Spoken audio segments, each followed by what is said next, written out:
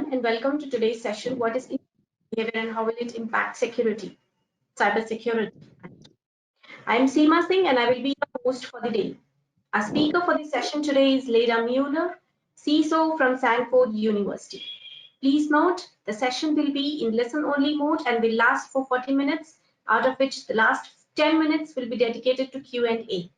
Requesting all the participants to post your questions in the Q&A window. Should you need any assistance during the session, please use the chat box. The criteria for certificate of attendance: the participant should attend the whole webinar. The participant should fill in the survey with the right answer to the 3 questions based on the webinar provided by the speaker, which will be sent to you one day post the webinar. A quick update to all the women attendees. As we celebrate Women's History Month, EC Council is happy to announce that our women attendees can gain access to an exclusive portrait box bundle designed by global women leaders. Dr. Anuradha Rao, founder of Cyber Cognizant, and Lisa, certified instructor for the United States Air Force, which will be releasing soon. To do so, please make sure that you attend the whole webinar and fill in the survey. About our speaker, Leda Muller. Leda Muller is the CISO for Residential and Dining Enterprises at Stanford University. She has been in information technology for over 18 years and is responsible for the residential and dining enterprises, cybersecurity, and PCI strategy and program, ensuring proper protection of the enterprise information assets, technology, and business processes. She's passionate about engaging end users in understanding how security is everyone's job and has built a successful security steering team of business operators. She has an extensive background in building, implementing, and successfully delivering solutions to business units and end users. Leda holds a BA in Sociology from Whittier College and an MBA and Master's degree in Information Systems and is CISM, PCIP, ITIL, and GSTRT certified. Without any further delay, I would now hand over the session to Leda. All right. Good morning, everybody, or evening. It's morning here where I am. So wherever you are in the world, good morning. I'd like to thank EC Council for providing me this opportunity to bring the topic of Internet of Behavior and how it impacts cybersecurity to you all. So hopefully everyone is well today. Just wanted to say that, again, the views and opinions expressed in my presentation here are those of mine and do not necessarily reflect any policy or organization or position of any other agency, employer, or company. I do have resources that will be sharing with you today that are at the end of this presentation. So there's links in that information about that. So what I'm hoping to get through today to you is kind of get you to open up your minds, think about internet behavior and how it impacts cybersecurity. So kind of to set the ground rules, the ground here, I wanted to go over some definitions with you. I wanted you to think throughout this presentation about time. We'll cover some definitions about what time means. I'll talk about time, what it was like prior to August 6th, 1991, and how does the Internet of Behavior play into that date, and how is that important to cybersecurity. We'll talk about the Internet of Things, which many of you on this call may have heard of. Internet of Behavior, which many of you may have heard of that as well, or it may be new to you. How does internet behavior and how is it related to generations? So we're going to cover the different generations that exist here today and the behavior that they do when they interact with technology. What is the digital consumer and what is the impact? Being online and the information that we receive online and how we react to that. And then the impact, again, of internet behavior with cybersecurity. So throughout this presentation, we'll go over that, and then we'll summarize it at the end. So thing. Think of a thing as an object or entity not precisely designated or capable of being designated. So use of that thing. So again, if you look around the room that you're in, there's things all around you. Some of them may be connected to the internet, some of them may not be but those are things. Behavior, the way in which someone conducts oneself or behaves. So as you go throughout your day, think about how you behave and how you interact with technology throughout the day and what information is being provided. Internet, it's a global computer network providing a variety of information and communication facilities consisting of interconnected network using standardized communication protocols. So many of you are on the internet today. We're doing that. This is how we're connected. So there's things around the room. There's things connected to the network. Look at how your behavior is interacting and how we are with the internet. Cybersecurity, a definition that I like to that can explain this to many people. The measures taken to protect a computer or computer systems, as on the internet, against unauthorized access or attack. So that's how we'll look at cybersecurity today. The Internet of Things, the networking capability that allows information to be sent to and received from objects and devices, and such as fixtures and kitchen appliances, using the internet. And it was first used in 2001, which was actually a surprise to me that if you look at the year 2021 right now, some of these devices have been connected since 2001. And then the Internet of Behavior extends from IoT and the interconnection of devices that result in a vast variety of new data sources. So think about that in data as we go throughout this presentation. Data is going to pop up a lot, and I like to relate data with information. So think about that. The collection of usage and data, again by IoT devices, provides viable insights into users' behaviors, interests, and preferences, something which has been coined as the Internet of Behavior. So that's something to think about. And it relates, throughout this process. So time, I have a couple of pictures here on time. So before the smartphone, which probably many of you on this presentation today have, the camera and the phone were separate. So some of you on this presentation today may not have known that. So we have a picture of a phone, we have a picture of a camera, and these were separate. So back in the day, when you used to have a camera, the process would be I would go out, I would take a photo of something, and I had to be very mindful of it because I only may have had 24 or 36 opportunities to take a picture. Once I was done with taking a picture on my film, on the roll in the camera, I would bring it to go get developed. And if I was one of the lucky ones, I could possibly get my photos back within 24 hours. Sometimes it would take a couple of weeks. Same thing with a phone call. You would take, this is a picture of a rotary phone, so I'm not sure if many of you have seen a rotary phone or have used it, but you'd have to get pretty good at going around and spinning the dial and the numbers that you would call when you'd reach out to people. You would place a phone call. They may or may not have an answering machine when you call the person that you were reaching out to. And if they did not, you'd have to try again, try again, try again. So there was time in between that connection with connecting with a person via the telephone. And then before Google, we would go to a library to find information, to get data. You'd go to a card catalog to go look up at a book that you were looking for information, or you would have a dictionary or thesaurus. And I know I'll be dating myself here, but when I went to college, the big present when you were a senior in high school was to get a thesaurus and a dictionary so you could bring that to school. Those were very important items to bring. So time, we had time, to get information, to find information. There was a time lapse in between.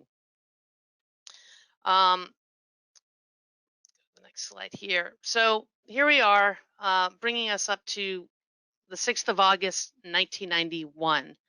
This is a date that came into history. Don't Google it. If you don't know what it is, I'll just have you think about that date. August 6th, 1991. I'm going to tell you the answer. So this is the first day that the first web page went live on this day, August 6, 1991. It was dedicated to information of the World Wide Web project, and was made by Tim Berners-Lee. It ran on an X-computer at the European Organization for Nuclear Research. So World Wide Web is what we called the internet back in the day. And this is an example of what the first page looked like on the internet, the World Wide Web. And there was information to tell you about what's out there, help, a browser you're using, software products. There's some software products out here. Technical people, list of people involved in the project, the history of the project, how you can help, and getting code. And what is interesting, what we would do back in the day as well, is in your URL, you would need to type in www. Now when you're searching for information, you just need to type in, into Google, just type in a word, find something, and it's there. And not all web pages, as I see, don't have www in the front, but that was what you'd have to do, the www, which was interesting times. So now we'll bring us to, did I skip a slide here? Oh, sorry, here we go. Okay, so now at the Internet of Things, we gave a definition of thing, had you look around the room, kind of look at what's out there that you have. I know right now the Internet of Things, I have a couple of items in the room that I am right now. They're physically connected objects that gather information and data over the internet.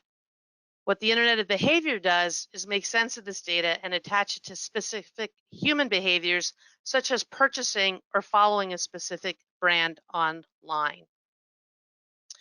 The Internet is, think of it as an amalgamation of technology, data, analytics, and behavioral science.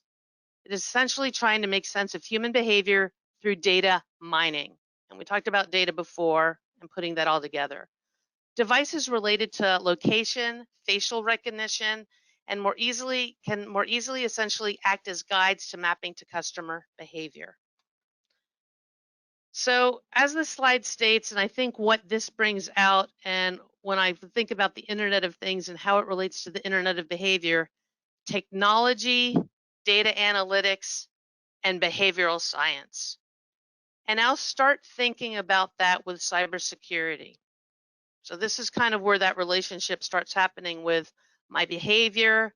I'm using Internet of Things, the data that I'm sharing, how I'm behaving, being connected to the internet, and cybersecurity.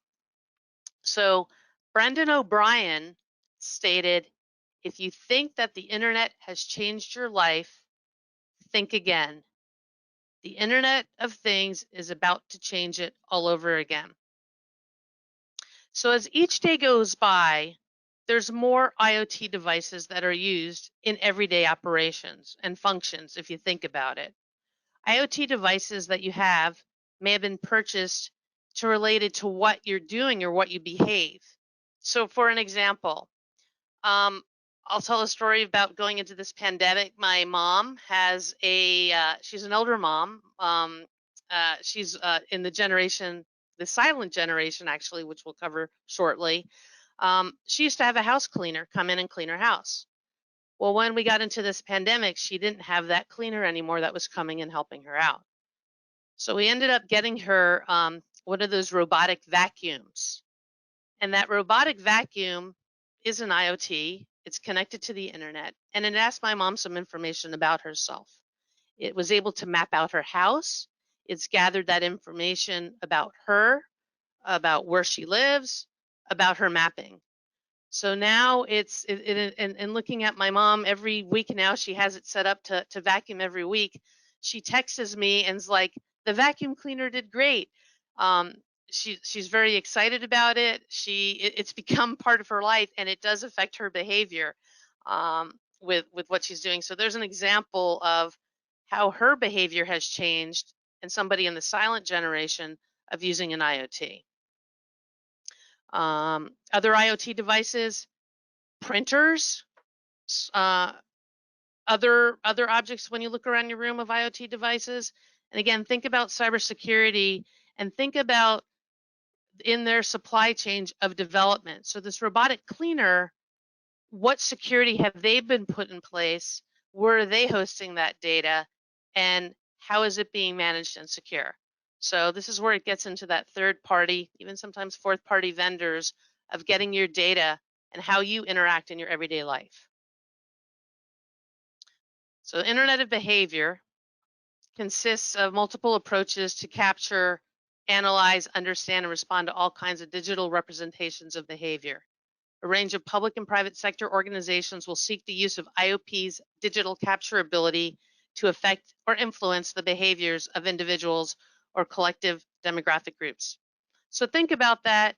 Think about where you sit, where you stand, of how your life has possibly changed over the last 5 to 10 years and what you've been using. So if you think back to 1991, of August 6, 1991, if you've been around, what have you done differently? How has your behavior changed as the internet has come online, as IoT devices have come online? What data are you sharing with these devices? And how is it supporting how you're changing your behavior or not? You know, is it positive? Is it negative? Is it a combination of both? And are you thinking about the security behind it? And again, that's the cybersecurity. What is happening with that information? What is, you know, how are things moving along? Okay, so this is a Gartner slide, and Gartner has a lot of great information. Again, I've quoted them a few times here on internet behaviors as resources.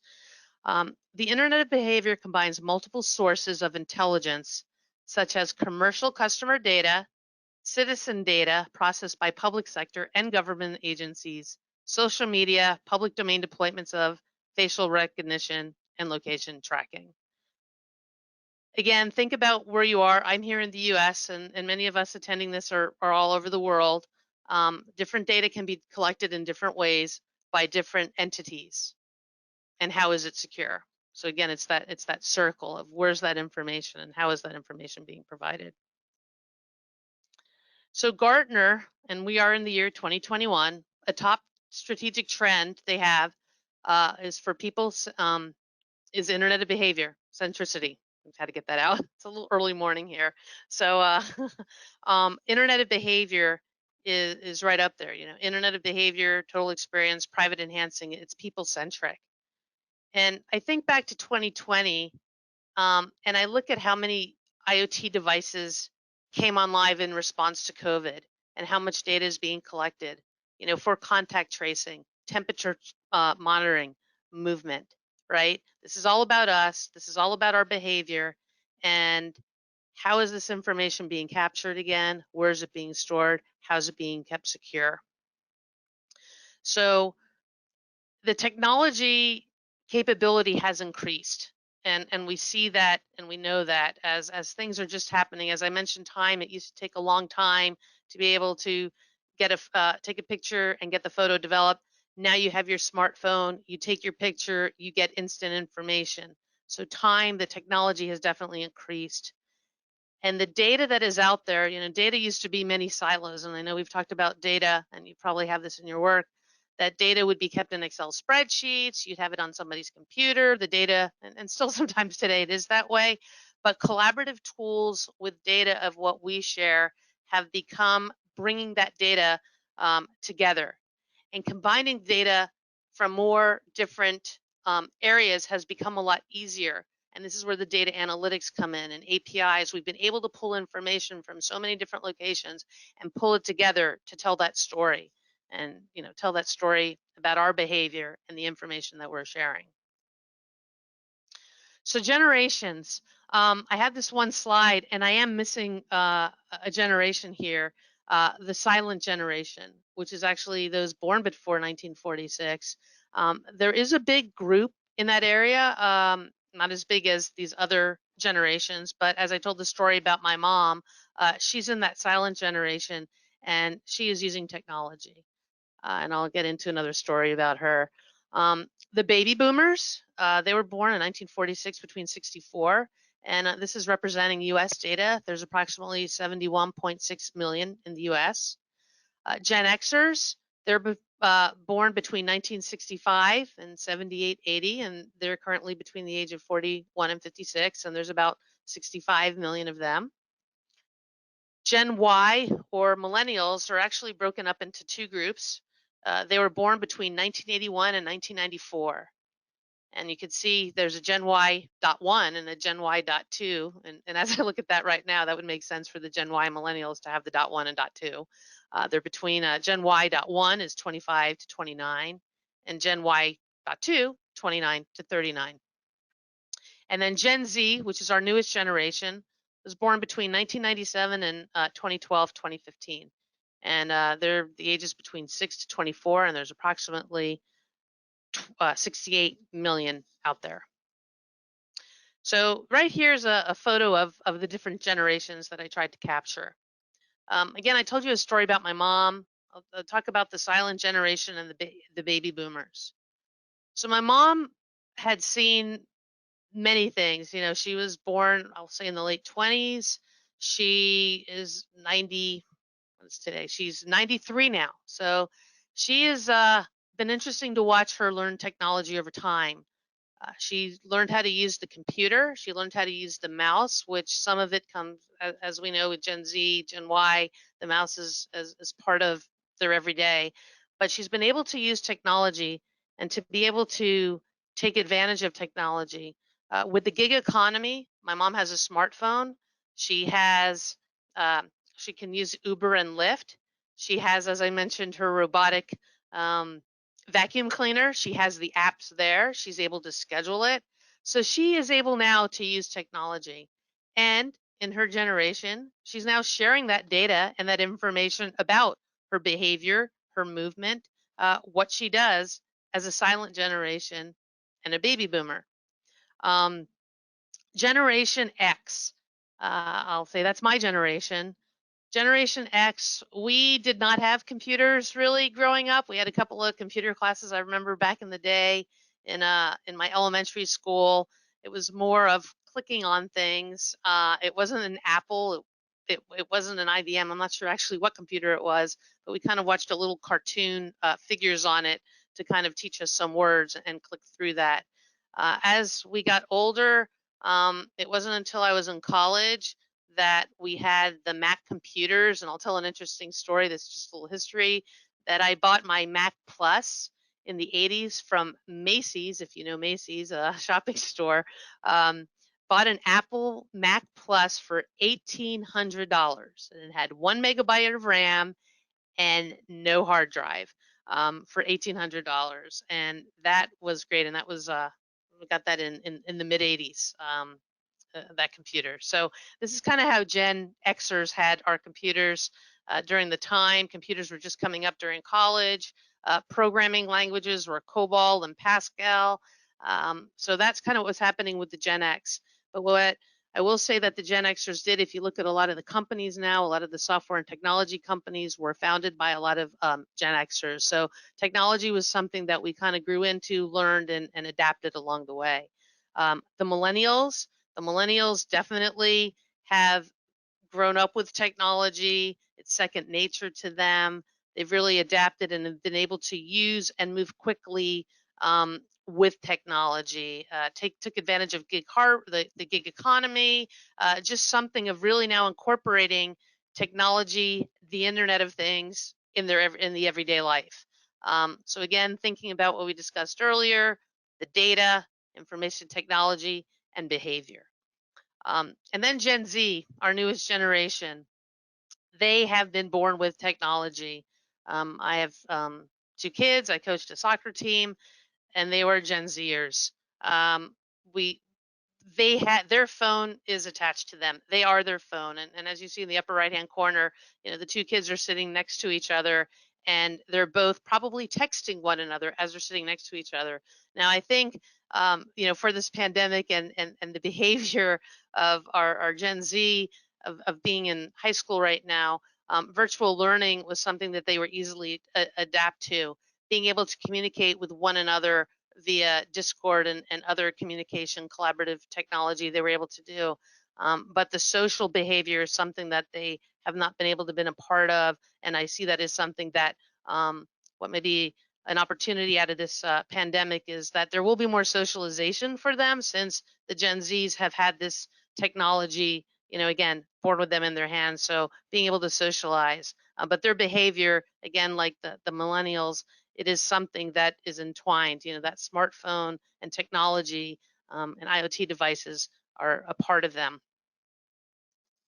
So leading into the digital consumer and how we're using our information, the digital technology created a more connected world, as I discussed earlier. The power of structure in the relationship between consumer and brands has shifted in favor of the consumer. We can now say, our likes or things that we want. This is information that we're sharing that helps us maybe in a positive way. We can get what we want, but from a cybersecurity part, again, what data are we sharing about ourselves and how has that information been out there? And as I discussed about the smartphone, this was done in 2018 and a couple of years ago from Deloitte Consumer Review, has increasingly become fundamental to how we operate on a day-to-day basis as it offers solutions for both our work and social lives. And we've seen that along the way, and this was done in 2018, but how things have just adapted tremendously. So, again, when we think about how we interact with IoT and our devices and our behavior and the data that we're providing, when we click through agreeing to the terms, what do those terms and conditions actually say? What information is being shared? How is it being protected and where does it go? And what from the consumer, know about what is being shared about them. I'm sure a lot on this call right now on this presentation, you're in the technology field or have interest in technology, so you are asking those questions. But when you think about the day-to-day consumer, and I'm sure many of you, when you talk to them about technology and cybersecurity, it's just what not sure what's going on. But we need to think about how we're sharing that information, how we're behaving, and how we want to determine the roadmap of the future, of our IoT, of how we behave, and doing it in a safe and secure manner. So this is some information about being online, and as I've been leading up to this, some internet statistics. So in 2020, the average person used the internet for about 6.5 hours each day. So I know that's probably is a pretty good number. I know they put some people that were working from home virtually, and I'm sure many of you were doing that a lot more hours than 6.5 hours. But 81% of United States adults go on daily. And as I talked about the generations earlier and looking at the numbers, that's wow, that's like, it's only 90% short of going on daily. And I know even my mom, the silent generation, she is going online daily. She's reading her books. It may not go on. She may not go on for 6.5 hours, but she is going online. She is sharing information about herself. She is using her smartphone. So there's a lot of, again, interaction of our behavior with IoT devices. And then 3 out of 10 of the United States say they're constantly online. So other than sleeping, although I know some kids have their smartphone by their bed, there's a lot of information and a lot of interaction with being online and data that is being shared. YouTubers, if there's YouTube out there, 20 billion people every month are logged into YouTube. There's 70% of YouTube are on a mobile device. So again, this device has become a part of us. It's just an extension of us. And YouTube's going to make a lot of money as well. Xboxers, as you can see, gaming from 2016 to 2019, that went up. Again, a lot of information being shared on the internet of playing games, of what games do you like, of behavior. I watch my kids play. Gaming is a big thing, and there's a lot of information. And as you see, and I speak with other parents about behaviors of their kids, they're out there doing games as well and on Discord and sharing information. And again, how is this secure, right? There's so much information that's out there. And then the bottom one, Pew Research, roughly 8 in 10 U.S. adults go on at least daily. That was a number we discussed earlier. This is kind of that breakdown of that 81%, but it looks like only 10% never. So that would bring 90%, are going online, are sharing information, are connecting, and how it's affecting our behavior. So people, process, technology. This is a slide, and I'm sure many of you have heard this. Um, that, I've seen this, the people process technology in IT and how it relates to security and behavior. I think one of the things that I've seen is education and awareness. Within cybersecurity, and as mentioned earlier, I think it's part of everyone's role. And you need to understand how it affects you in your day-to-day actions and what you're doing. I'll tell a story of a custodian in my workplace.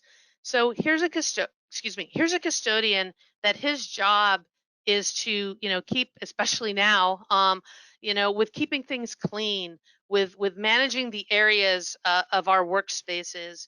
And we had a cybersecurity awareness fair, and he went around and was looking about malware and looking at the different booths that we had to talk about ransomware and just staying safe online and how your behavior interacts with technology. And he was like, well, how does this affect me? Because I'm out there cleaning. He does have a smart device that will give him work orders of where he needs to go do his work. But other than that, that's how he feels, how he deals with technology. So I asked him what he enjoys to do. Like, what does he do on the weekends? Well, he likes to build cars.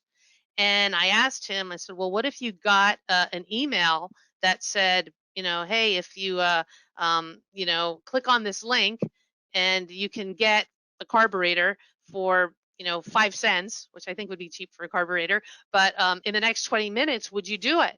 And here's a guy, his behavior, he likes to do work on cars, that's his thing. And he would get this email that said, 5 cents, click on this link. So he thought about it, right? And that's where, where could that information of himself be provided out there? And so that was something of him relating it back. So I said, well, when you're at work, you need to think about those emails. You think about the emails for custodial equipment or something that they would try to want to get information from you. And so again, malware, kind of off the subject a little, but just the malware, cybersecurity, his behavior. So that's kind of thinking about the roles within your organization and think about how to educate them and make them aware of their behavior. So understand the roles within your organization and how they interact with technology. So that's the people, that's the technology. What are they doing? And then do they understand the type of access they have to systems and what data that they share? Again, that early on we spoke about data. Data is so important. Data is out there. The information is being shared. And as we said, it's a lot easier to combine it now and on data analytics. And so it's important for them to understand what data are they interacting with it and how is it important to your unit and organization. So again, it's on the behavior of a day-to-day. What does somebody do? What are they doing? And how are they moving forward to be able to support them in their day-to-day without hindering them with cybersecurity. A system administrator, this is one other role I did want to address.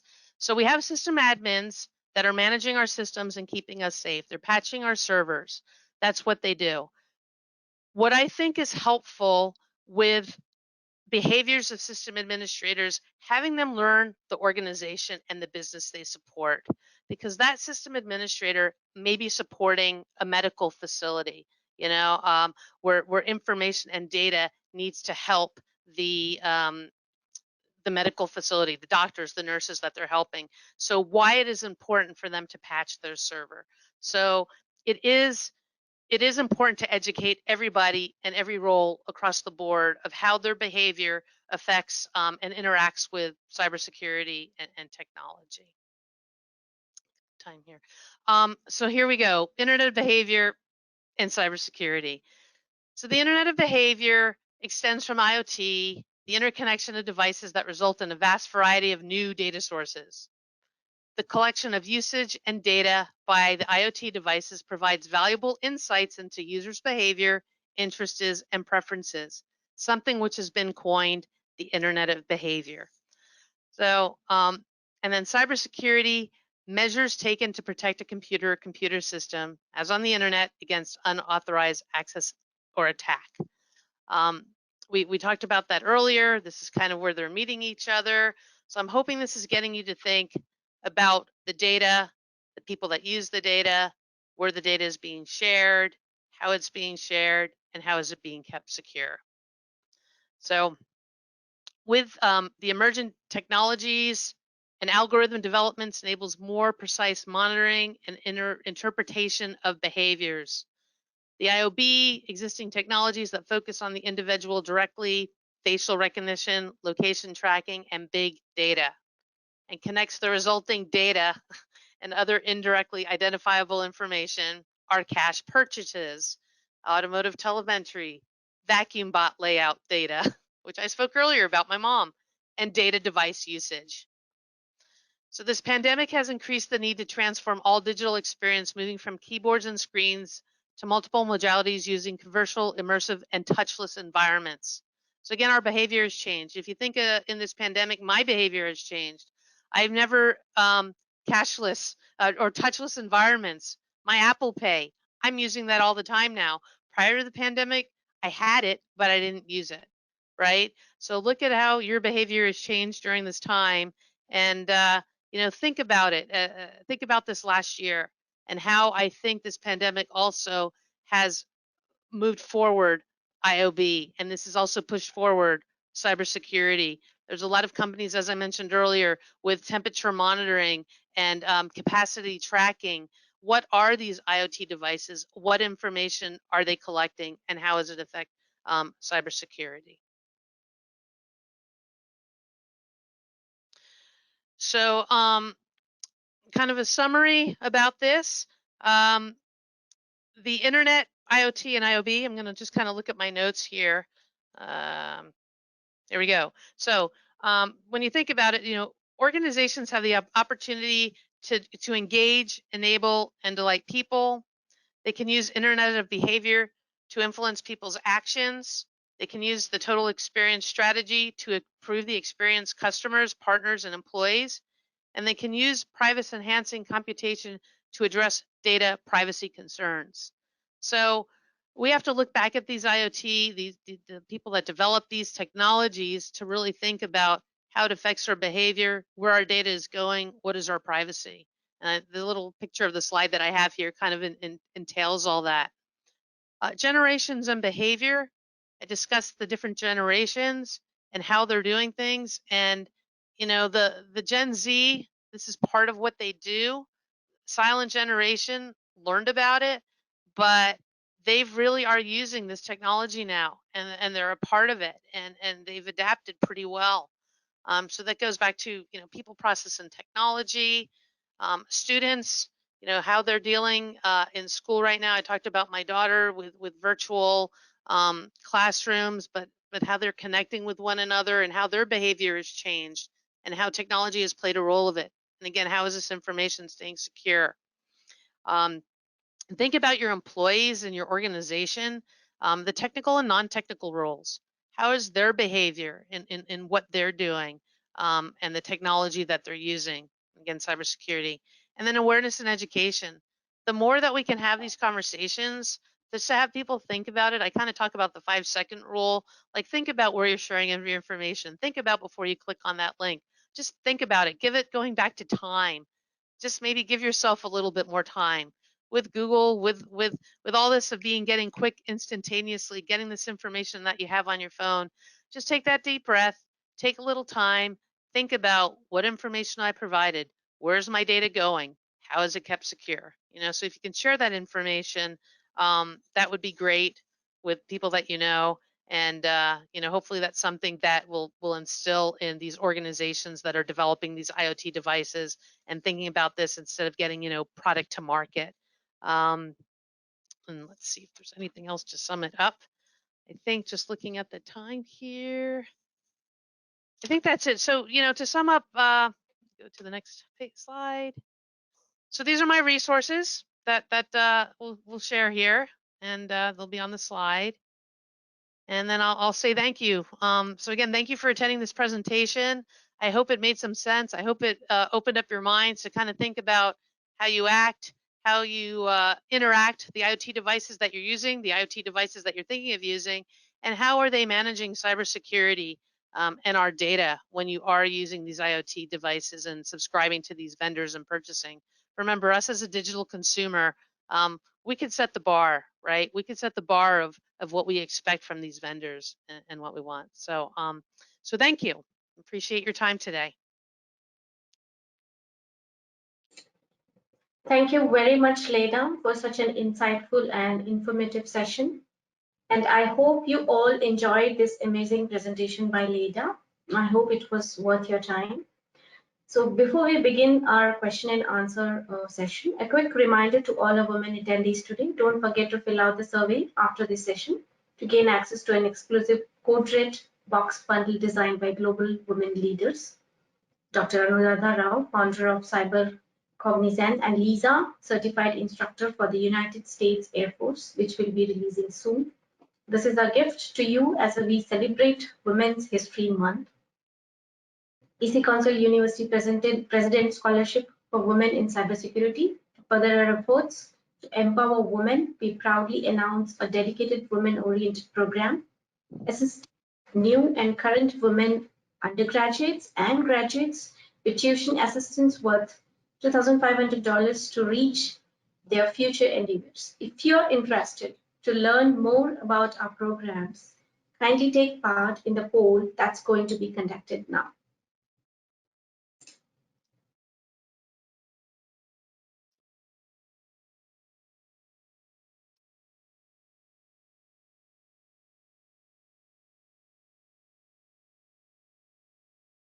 Should we start with the question and answers session later? We have quite a number of questions here with us.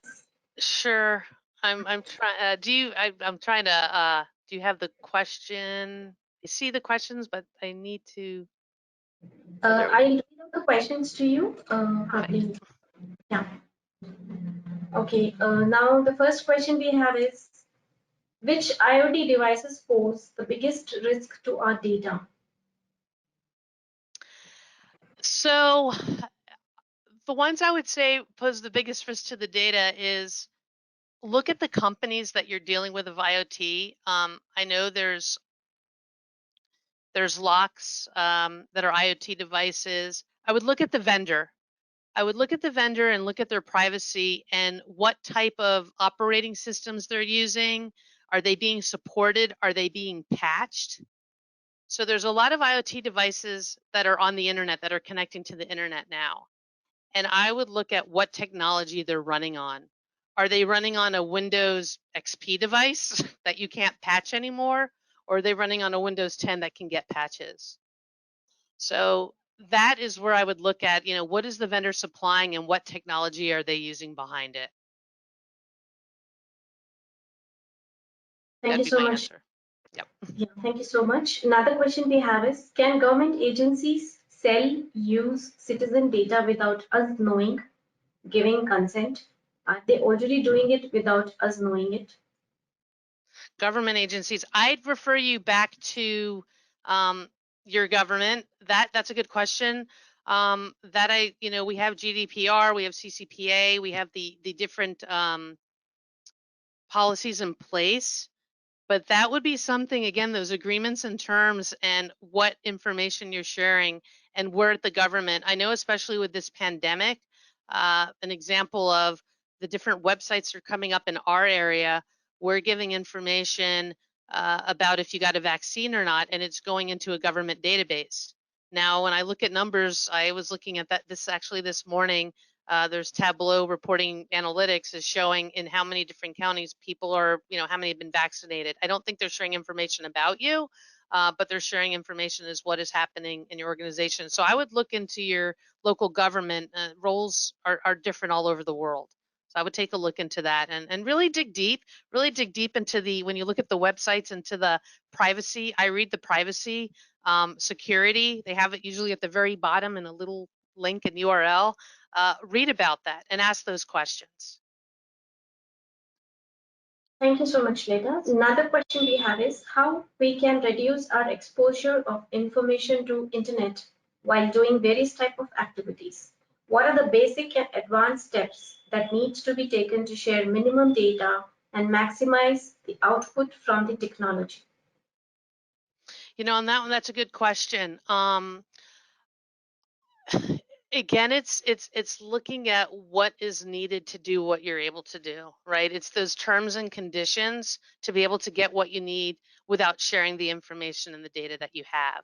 I know on some of these technologies, you have to accept to be able to get more out of the technology, right? To be able to get more information. It's like if you share this, you'll be able to get that. If you don't share that, you're not going to be able to get that. So I think it's based on vendor and information that you share with them on how you're able to use the technology to its fullest. But again, I would say it goes back to, and this goes to the cybersecurity, how are they managing that information? What is their process? I would do an assessment on that organization that you want to deal with, be it if it's you as a consumer, as a person, or you as a company, right? Do those assessments, understand how they're managing your information and what you provide. Thanks. Thank you, Leda. Thank you. Another question we have is, being online implies sharing personal information with or without the user's knowledge. What proportion of that shared information have you found that defines elements of behavior considered dangerous? Hmm. I guess I would put the question um, back, about considering data and about PII data and what can somebody build about you. Um, we have LinkedIn where there's a lot of information that people provide, and you can share that information about you. Um, it all depends on. First of all, I would say you need to know what information you're putting out about yourself. What information am I sharing? And be aware and mindful about that information and know where that's at, right? I mean, one of the things that the supermarket, I'll give the supermarket cards. Right now, I guess you have mobile devices that give you the credit because you want to get that discount when you go shopping at the supermarket and get those deals. That information they started collecting about our buying habits, about what you buy, right? And you then get more coupons to what you buy. So be aware of what information you're sharing and how that can affect you. Um, and be mindful where you're putting it. And when you sign up for these things, right? I would go back and look at the information, things you've subscribed to, things that you've bought, and what information you've shared. Like the one of the going back to like third party vendors, I won't name the company, but a doorbell with a camera on it, right? They were trying to bring product to market so quick. You're sharing information about yourself, and that was hacked. And some of you may have seen it about the hacker, talking to the little girl in her room, because they have cameras that you can have inside your house as well. And that was hacked because they were bringing product to market. So it's really understanding the life cycle of a product being built, the security life cycle that they're putting into it, and what data are they capturing about you. So I would do your homework when you're looking at products to see how long has this company been in business? Has there been any issues with this company? Have they been hacked before? And to do your homework to see where you're sharing your information. Thank you so Thank you. much, Leda. The next question we have is, great session. Should legislation be used to help people to gather and control their data? Did you say should registration? Legislation. Oh, legislation. Yes. Yeah, this is it's interesting because as I mentioned, August 6, 1991, the internet came on. That wasn't that many years ago, and look as we've evolved over time. The internet was known as the Wild Wild West, right? Maybe that was what WWW stood for, instead of World Wide Web, Wild Wild West. But the controls that are in place, legislation, I think it depends what country you're in and how things are and the culture. Here in the U.S., as you've probably seen over this last year, a lot of people, the free doing different things. Um, the best thing to do is take care of yourself and educate and aware others, and know where your information is at, know where you're putting it, know what companies and organizations are collecting what about you, and be aware. And I think that's what I could say. Legislation, I think it's based on the country and how things are done within culturally within that organization. But the grassroots effort of starting within of being able to share and control your information of what you need is very important. Thank you so much, Leda. The next question we have is how will artificial intelligence, and its future impact cybersecurity? Will AI play a role in developing security? Yeah, I mean, AI and machine learning, it's out there. There's a lot of cybersecurity companies that are using it. Um, I think there's always that check and balance with AI as well, and just like everything else, that we need to have the code control in place of those organizations that are using it for us to understand it, of how they're using it. And the ones that are using it as a company need to know how they're using it as well. So if they have AI, AI learns where it sees a photograph of a fish, let's say, and over time, because of how it's learned, you may show another photograph, and because in the pixel it's got the fish, but it's a picture of a dog, and it'll say it's a fish. So it's just as technology continues to develop and increases, I think it keeps getting and improves over time, but we also understand how it affects us as a person and how our behavior and how we interact with it, and the information we share. So it's always going back to those basics of people, process, technology, understanding your behavior, understanding your data, and being aware. Thank you, Leda. We will take one last question. This attendee has two questions. The first question he asks is, how does IoT contribute in IOB? I mean, is it just related to IoT devices or even the apps that we use in our daily life? So what I understand is by app usage via data analytics and AI, the big players out there capture information about user patterns. Does this pattern come under IOB? The pattern of our actions, I'm trying to get that last part of the question. Does this pattern come under IOB? The pattern of AI. So I guess my question back, using, for instance, like facial recognition of how we're moving throughout the day. That I'm a little confused with the question right here at the end. Okay, I'll read it out again. How does IoT contribute in IOB? I mean, is it just related to IoT devices or even the apps that we use in our daily life? So what I understand is by app usage via data analytics and AI, the big players out there capture information about user patterns. Does this pattern come under IOB? Yeah, I would say yes. I mean, I'll give an example with IoT and IOB. So let's just say building access, right? It is on when you're going into a door. Some of these building access is an IoT. They're an Internet of Thing because they're connected to the internet. They're connected to the network. My behavior of every day at 8 o'clock, I enter this door, I swipe my card, and I go in, and it's capturing information about me. So I would say that's an IoT device that's capturing information about your behavior, but I don't have an app to that building access door. I don't have information actually of it capturing my information, because it's that company that's capturing that information to see me accessing the door and gathering information. So I would say, yeah, it's all inclusive as this field grows, as this grows of our behavior and how we're doing things. I would say yes, that's a good question. It's definitely larger than what we have. Okay, his second question is, how can an end user layman know about their data security, since many apps commit to their privacy policies, but question is whom to trust? I think that's $1 million question. Right. Many day-to-day users, they buy these things, they get these apps, and they're not thinking about the cybersecurity. And I think us as cybersecurity practitioners need to help spread the word to them, right? To our friends that are not in it.